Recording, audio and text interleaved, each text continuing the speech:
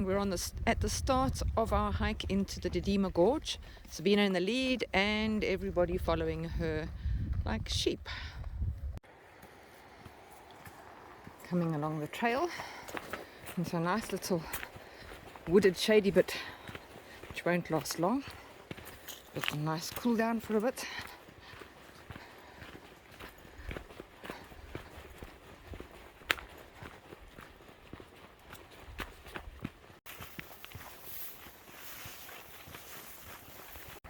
We've left the homesteads behind, a couple of kilometers, and we're well into the Ukalahamba Drakensberg Wilderness Nature Reserve. Everybody packed up to their eyeballs with tents, sleeping bags, mattresses, and food for 3 days. Fast ones waiting for the slower ones. Slower ones will be coming up behind. And there comes everybody. They're walking through the high grass, lots and lots of it, like thatching grass. And then far in the distance you might be able to see some of the hikers starting to go up the next ridge.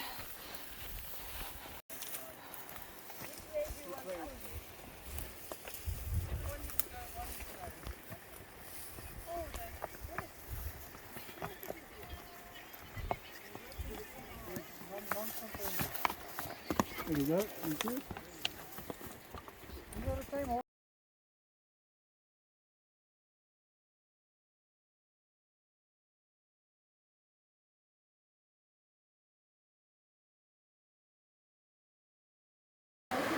First water crossing, hopefully the only one today. Everybody taking their shoes off, getting ready.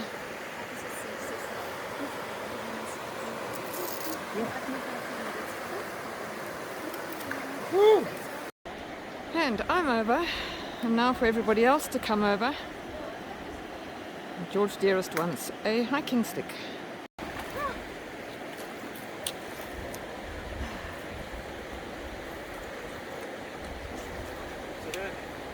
No, it's not bad.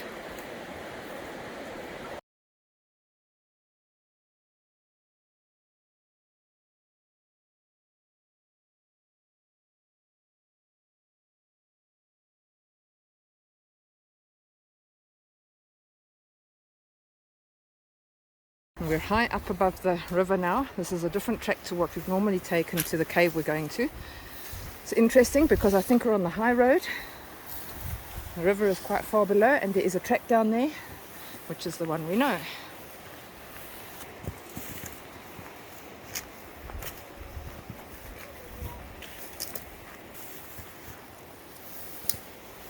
like this one.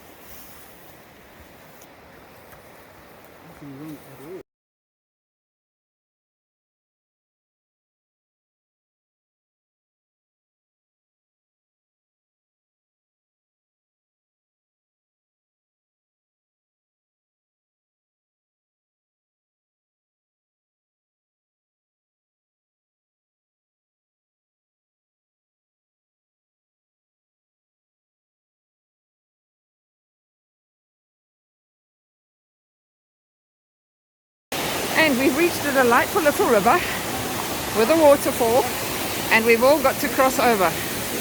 And on this side, beautiful waterfall. Isn't that pretty?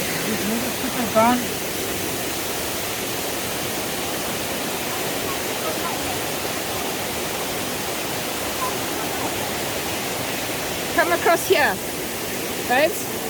Come across to here.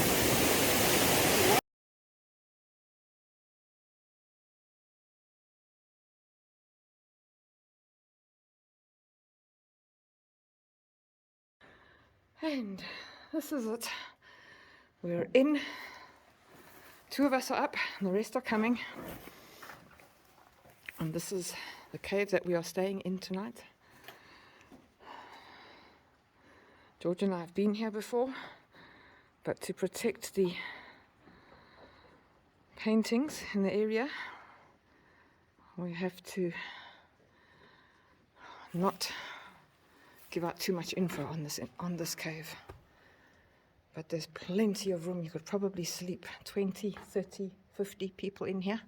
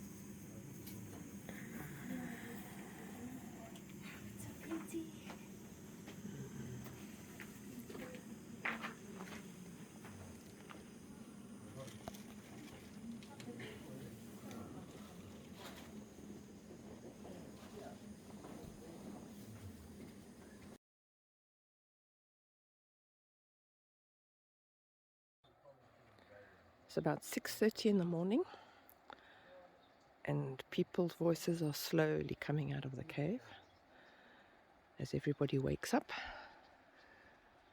And we almost had a full moon last night, just off full. Up there.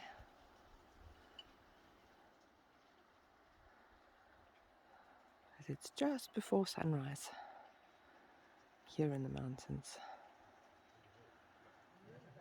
There's some snow on the high peaks in the distance from a heavy snowfall a couple of weeks ago. And we can hear the water rushing down the valley in the bottom. Hopefully my other half has done something about tea.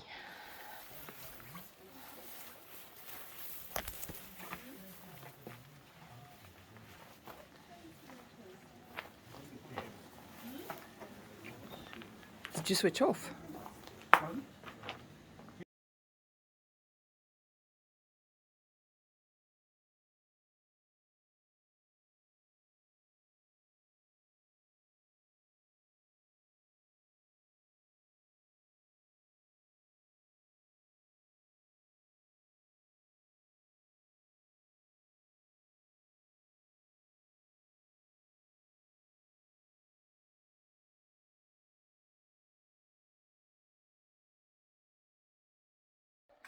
And it's probably about 8 o'clock now, and everybody's busy packing up in the cave, and some are exploring the rock paintings, which there are a few left in this cave.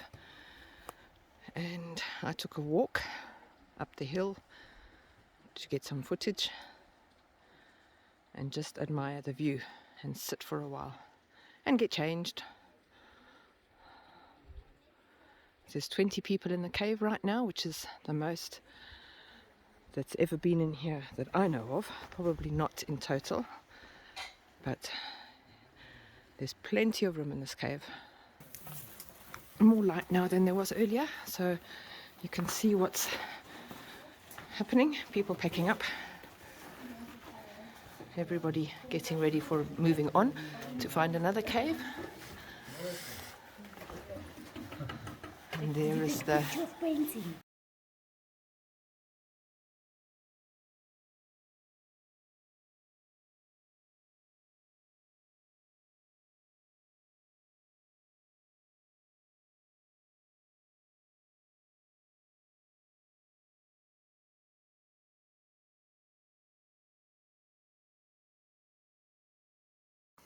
early morning hill climb to get everybody warmed up.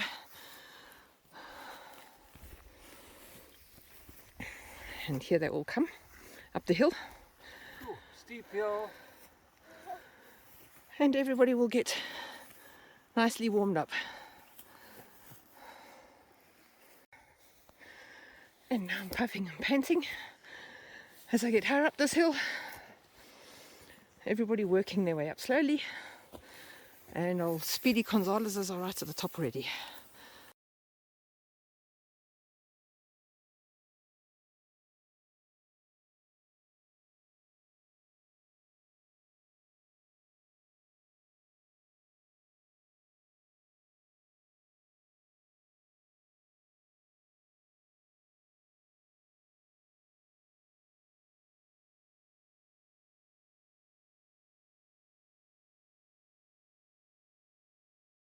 Okay, That one is Didima Gorge. you've got Gatberg, and then you've got Champagne Castle and Caskin. Gatberg is down there. Can you see Yes, I can see Gatberg. So right at the bottom.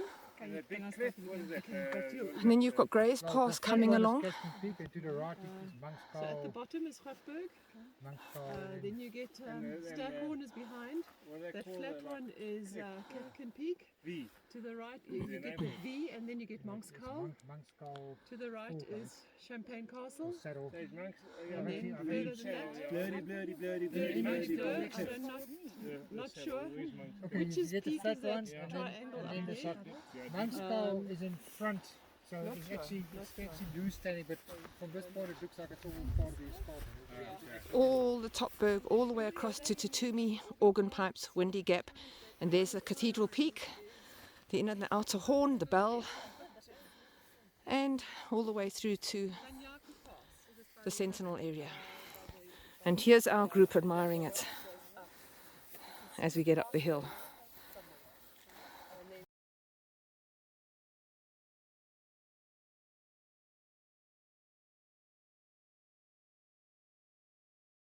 Yesterday we walked here, this was yesterday.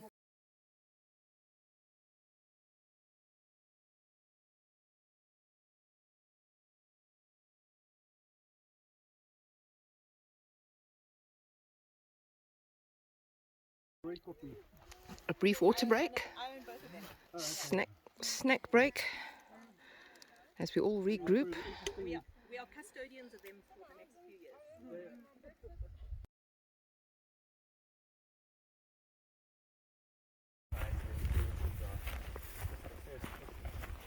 Let's get, that is it. That is one of the most amazing caves in this country. And along the path, as everybody comes along, and there's not everybody, there's some missing, but this is the walk-in to one of the best caves in South Africa.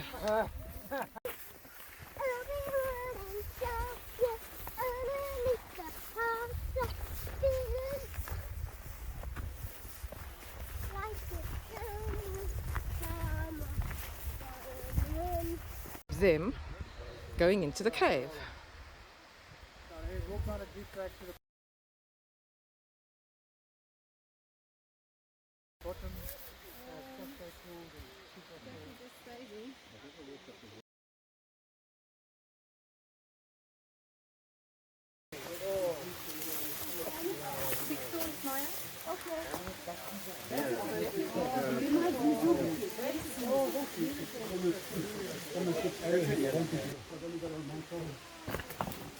Somebody has been used to sleep up here. It's been filled with rocks, so people can't sleep up here anymore. That's good. And as everybody comes in and gets a sight of the paintings.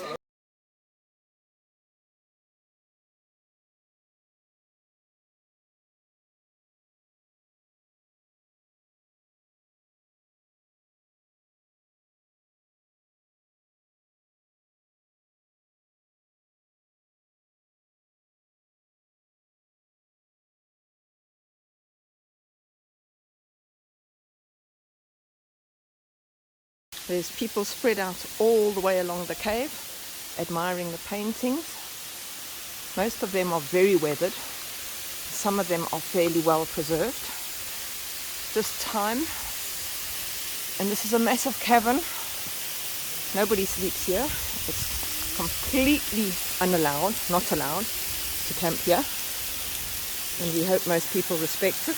You might be able to see the waterfall falling down in front of the cave, and more people discovering more paintings up front.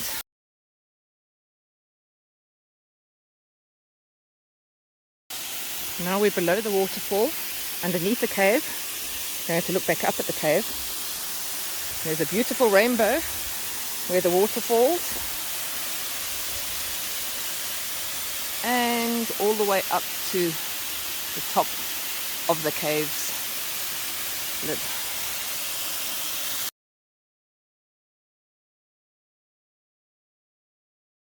I'm in the eastern end of the cave, practically where it ends. And I'm looking all around,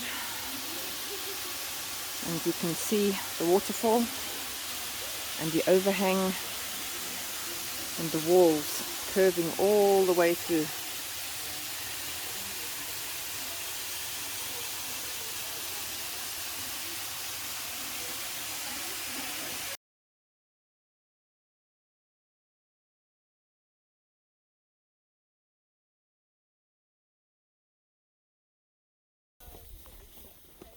Brief pause, and now we've got to hike over the next ridge and the next ridge and the next ridge, and then down into the base of the very high mountain in the background that you can see, with a tiny bit of snow on the top over there. And this deep valley below us is the reason why people take the long way around or go back to the cave we slept in, and down and up again. And we're going to try and contour around back to that zigzaggy stream with a pointy peak in the background, and then across to our right to the little lumpy peak over there on the front hill, and then down the other side to the river to sleep.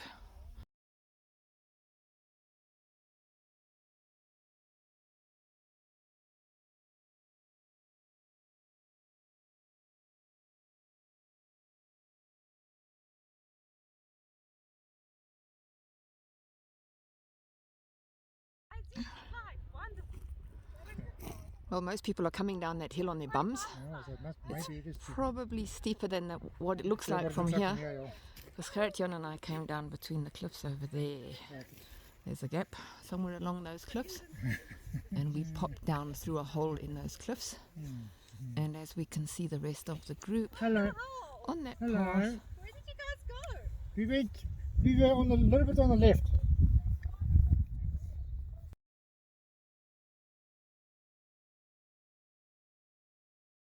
This is Sebayeni Cave. You had to come down that little gully. There is a path, not very well walked. And if you keep high and not go scratching through the bushes like I did, you can come in the top here nice and easily. And there's a whole range of rock shelters along here.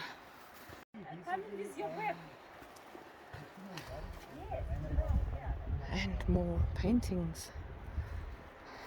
Only 3 of us down here. Yes. The rest have all decided to stay up. It's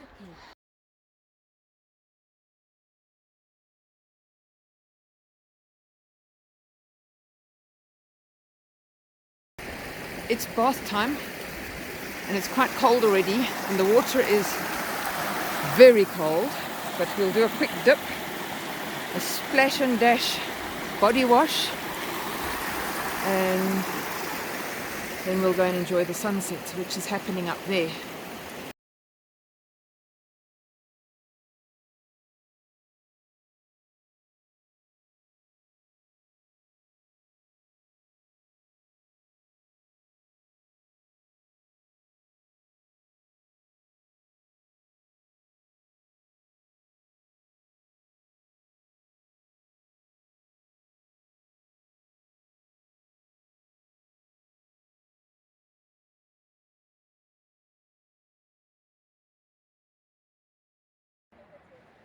Everybody's getting up.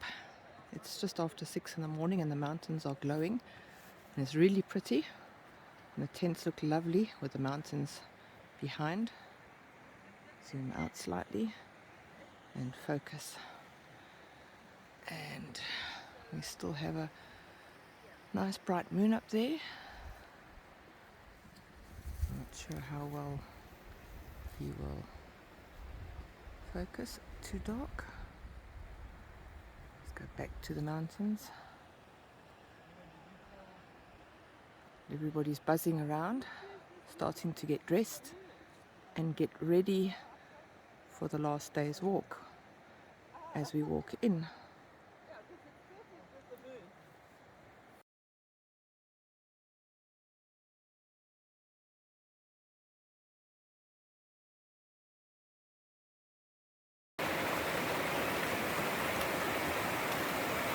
Early morning river crossing with a beautiful backdrop.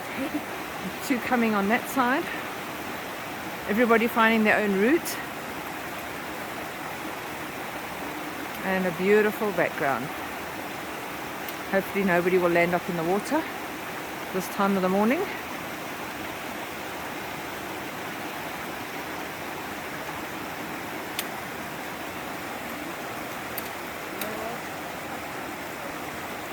And here come the last 4. Some of these rocks are slippery. The wet ones, most of the wet rocks are slippery. And Maya's following Gary. And Helen and George are bringing up the rear. One big step. Gentleman George giving Helen a hand.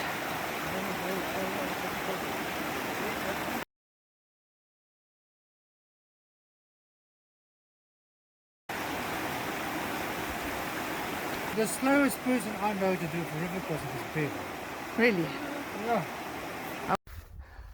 And we're far above the campsite now. Our campsite is down in the second valley. Can't see it from here, but you can see the path we've walked up. Up, up and up. And the rest of the group are filling up their water bottles in a little stream over there. It's a beautiful clear day on the Drakensberg. We're at the top of Philip's Folly and we came upon a vulture study group just through there with a telescope, and they are observing the vultures in the peaks up front. And our route goes around that way.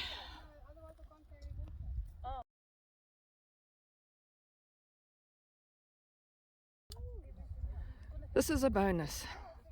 The driver of the bakkie is going to give some of us and our backpacks a lift down, and some of us are going to walk all the way down that path and around the corner and back down Mike's Pass. Right now I'm enjoying the mountain.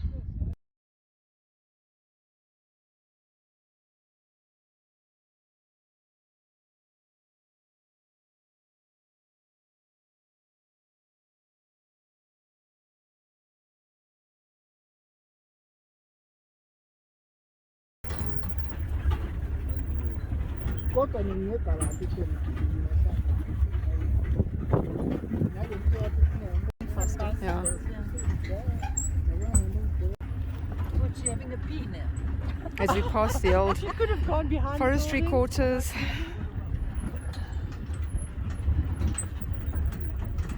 Here's a group of hikers on the road.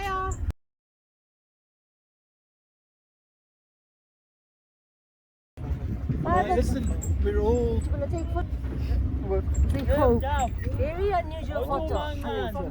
Oh, look at that. Now you can take photos. There's 5 of them. Naomi, I told you, don't smile at the vultures. Somebody took the video of this. Yeah. It was so beautiful. Jackie took photos.